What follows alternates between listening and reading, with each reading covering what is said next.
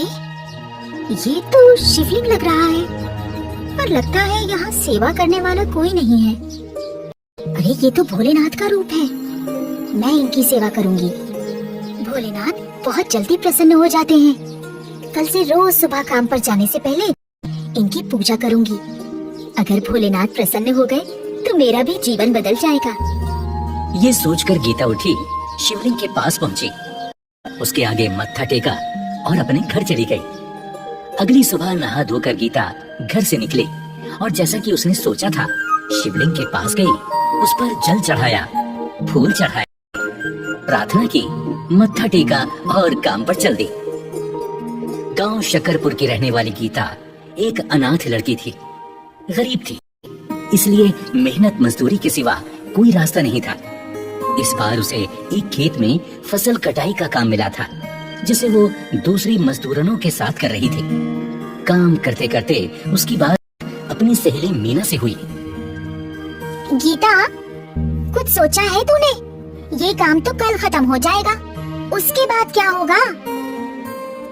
भोलेनाथ सब अच्छा ही करेंगे मीना, कोई ना कोई रास्ता निकल ही आएगा।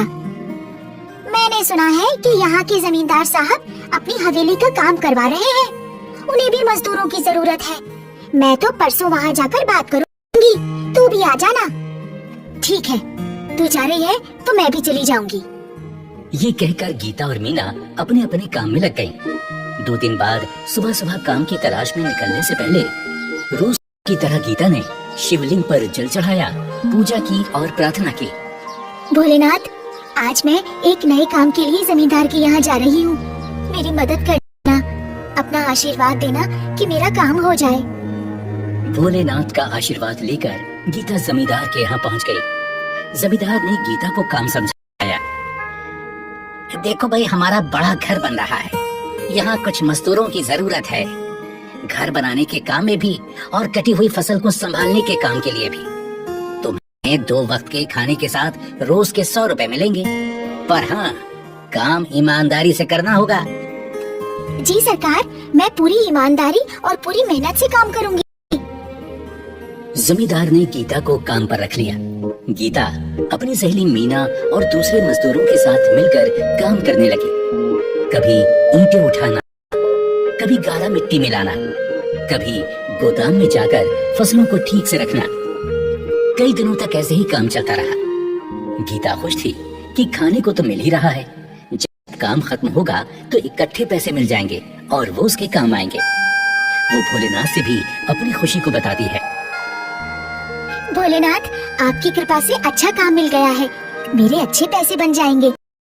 मैंने तो सब तय कर लिया है, जो पैसे मिलेंगे उनमें पहले तो घर की छत बनवाऊंगी, बाकी पैसे संभाल कर रखूंगी। अगर आगे चलकर कोई काम ना मिला तो अपना ही कुछ काम कर लूंगी। मेरी माँ भी सब्जियाँ बेचा करती थी, मैं भी वही कर लूंगी। बस ऐसे ही अपनी कृपा बनाए रखना भोलेनाथ। जय भोलेनाथ। ये कहकर गीता ने शिवलिंग के आगे मत्था टेका और काम पर चल दी। आखिर एक दिन काम खत्म हो ही गया। उस दिन गीता बहुत खुश थी। मीना, पूरे 40 दिन हो गए हैं, 100 रुपए दिहाड़ी के हिसाब से तो पूरे 4000 बन गए। हाँ गीता, जब पैसे मिल जाएं तो उन्हें संभाल कर रखना, मुसीबत के समय काम आएंगे। काम खत्म होने पर जब गीता और मीना जमींदार के पास पैसे मांगने पहुंची तो जमींदार गुस्से से भरकर बोला, क्या पैसे? कैसे पैसे? मजदूरी के पैसे सरकार। आपने कहा था कि जितने दिन मजदूरी होगी उतने दिन खाना मिलेगा और साथ में 100 रुपए रोज के हिसाब से मजदूरी मिलेगी। अरे क्या बकवास करती हो, मैंने ऐसा कब कहा है? अरे मैंने कहा था मजदूरी का काम है, तुम दिन भर मजदूरी करोगी और बदले में तुम्हें 2 वक्त का खाना मिलेगा। तुमने मजदूरी की, मैंने खाना दिया, हिसाब बराबर। अब चलो निकलो यहाँ से, अगली बार कोई काम होगा तो आदमी भेजकर बुला लूंगा। नहीं सरकार, आपने कहा था कि 2 वक्त का खाना मिलेगा और 100 रुपए रोज के हिसाब से मजदूरी। चाहे तो मीना से भी पूछ लीजिए सरकार। अरे मुझे क्या दूध पीता बच्चा समझा है? साथ में इसे भी सिखा पढ़ा कर ले आई। अरे मैं क्या तुम जैसी औरतों की चालाकी नहीं समझता? पहले पेट भरकर खाना खा लिया, अब चालाकी से मुझसे पैसे ऐंठना चाहती हो? चलो निकलो यहाँ से, कहीं ऐसा ना हो जाए कि मुझे गुस्सा आ जाए और मैं कुछ कर बैठूं। आओ यहाँ से। गीता और मीना को समझ आ गया था कि ये इंसान अब पैसे नहीं देने वाला, यहाँ से चलने में ही भलाई है। गीता और मीना आंखों में आंसू लिए अपने अपने घर चली गईं। गीता अपने घर चारपाई पर लेटे लेटे अपनी टूटी छत की ओर देख रही थी। उसकी आंखों में आंसू थे। वो अपने आप से कहने लगी, थोड़े दिनों में बारिश शुरू हो जाएगी। मैंने सोचा था मजदूरी के पैसे मिलेंगे तो छत की मरम्मत करवा लूंगी, पर जमींदार ने तो पैसे देने से ही मना कर दिया। अब मैं क्या करूंगी? इसी तरह आंखों में आंसू लिए गीता अपने आने वाले कल के बारे में सोच रही थी। तभी उसे अपनी माँ की कही बात याद आई। बेटा, जिसका कोई नहीं होता उसका ईश्वर होता है। जब समस्या का कोई हल ना निकले तो ईश्वर से प्रार्थना करो, वो हर समस्या सुलझाता है। माँ ठीक कहती थी, मुझे भोलेनाथ से अपनी समस्या बतानी चाहिए, वो ही कोई रास्ता निकालेंगे। अगली सुबह गीता रोज की तरह शिवलिंग के पास पहुंची। जल चढ़ाया, बेल पत्ते और फूल चढ़ाए और आंखों में आंसू लिए प्रार्थना करने लगी। भोलेनाथ, मेरे साथ अन्याय हुआ है। मेरी 40 दिन की मजदूरी जमींदार ने मार ली है। मुझे मेरी मजदूरी दिलवा दो भोलेनाथ। रोते रोते गीता ने अपना सिर भोलेनाथ के आगे टिका दिया। तभी गीता के कानों में आवाज पड़ी, उठो पुत्री। भोलेनाथ, आप? हाँ पुत्री, मैंने तुम्हारी प्रार्थना सुन ली है। तुम चिंता मत करो, मेहनत की कमाई कभी कहीं नहीं जाती।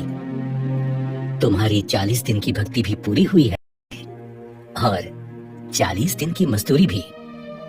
तुम आराम से घर जाओ, तुम्हारी हक की कमाई खुद तुम्हारे घर चल कर आएगी। गीता ने अपने आंसू पोंछे और चेहरे पर मुस्कान लिए घर वापस आ गई। उधर जमींदार अपनी तिजोरी में नोट गिन गिन कर रखे जा रहा था।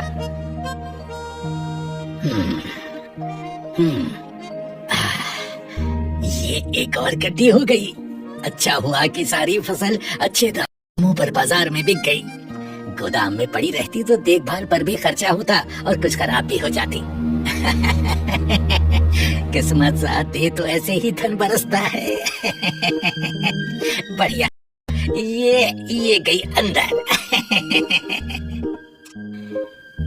ये कहकर जमींदार ने तिजोरी का दरवाजा बंद किया और खुशी से सीटी बजाता बाहर की ओर चला।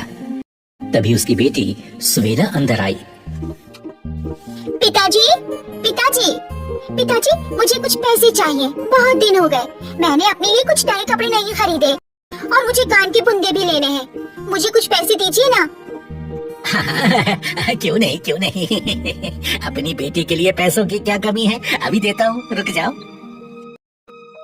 जमींदार ने अपनी कमर में खोसी हुई चाबी निकाली और तिजोरी खोली और एक गड्डी उठाई। ये क्या? ये तो कोरे कागज के टुकड़ों की गड्डी लगती है। ये क्या हो गया? ये कैसे हो सकता है? जल्दी से उसने वो गड्डी फेंकी और दूसरी गड्डियां देखने लगा, पर सारी गड्डियां वैसी ही थी। एक एक कर उसने सारी गड्डियां फेंक दी। कमरे में चारों ओर सफेद कागज के टुकड़े फैल गए। ये भी कागज के टुकड़े की, ये भी कागज का टुकड़ा। ये मेरे साथ क्या हो गया? इतना बड़ा धोखा। मैं तो बर्बाद हो गया, मैं तो बर्बाद हो गया। ये क्या पिताजी, आपकी तिजोरी में नोटों की जगह ये सफेद कागज के टुकड़े? अरे वही तो बेटी, समझ नहीं आ रहा ये हुआ कैसे। मैंने तो फसल बेचकर सारे नोट देख कर लिए थे। मेरे साथ बहुत बड़ा धोखा हुआ है बेटी। सारे पैसे मिट्टी हो गए, सारे पैसे कागज के टुकड़े में बदल गए।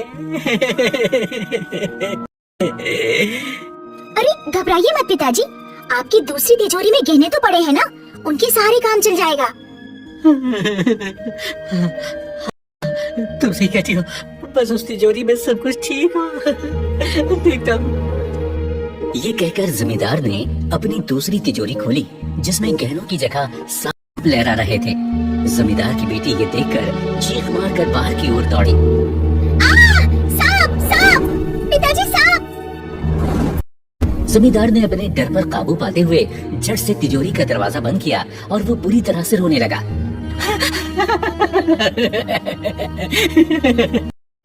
साहब, मेरा सारे जेवर कहाँ गए?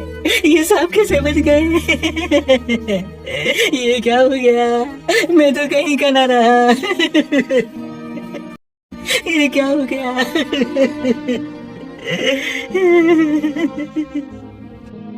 रोते रोते जमींदार की नजर अपने सामने दीवार पर लगी भोलेनाथ की तस्वीर पर गई। वो तेजी से दौड़ा और रो रो कर कहने लगा, भोलेनाथ भोलेनाथ भोलेनाथ भोलेनाथ, ये क्या किया भोलेनाथ? मैं तो पूरी तरह बर्बाद हो गया।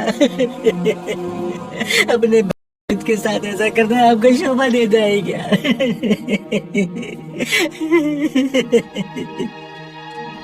तभी वहां तेज प्रकाश हुआ। जमींदार ने देखा कि साक्षात भोलेनाथ सामने खड़े हैं। और तुमने जो गीता, मीना और दूसरे मजदूरों के साथ किया, वैसा भी कोई करता है क्या? दूसरों का हक मारकर कभी कोई नहीं पनपता। उसके सारे पैसे किसी न किसी बहाने पानी में बह जाते हैं, उसके काम नहीं आते। मुझसे बड़ी भूल हो गई भोलेनाथ, मुझसे बड़ी भूल हो गई।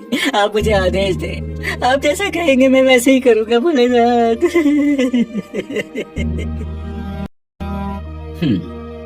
तो ठीक है, सारे मजदूरों को उनका हक दो। जितने पैसों का वादा किया था उन्हें वो सब दो, और गांव में एक लंगर की भी व्यवस्था करो। कभी किसी मजदूर के पास खाने को पैसे ना हो तो वो वहां खा ही लेगा। ऐसा ही होगा भोलेनाथ, ऐसा ही होगा भोलेनाथ।